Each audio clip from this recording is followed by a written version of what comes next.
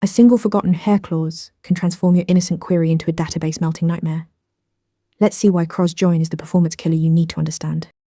Cross-join produces what's called a Cartesian product.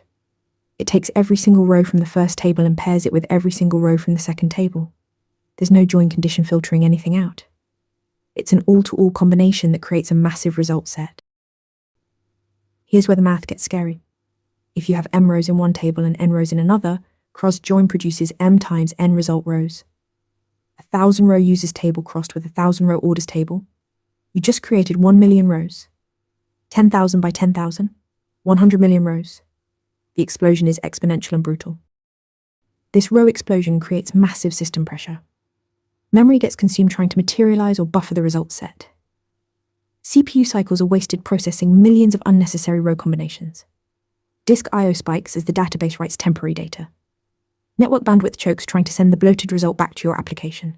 Everything slows to a crawl. Cross-joins often happen by accident. Forget a hair clause or mess up your join syntax, and suddenly you've got an implicit cross-join. But they're not always evil. Legitimate use cases include generating combinations for test data, creating date ranges or calendar scaffolds, or building product configuration matrices. The key is knowing when you're doing it and why. Remember, cross-join multiplies row counts exponentially, crushing memory, CPU, and I/O unless you genuinely need every possible combination. Know the math, avoid accidental Cartesian products, and you'll keep your queries fast. Practice this on interviewmentor.ai.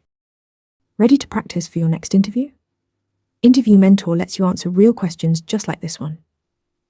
After each answer, you get a detailed grade and personalized tips to improve. Watch your scores climb as you keep practicing.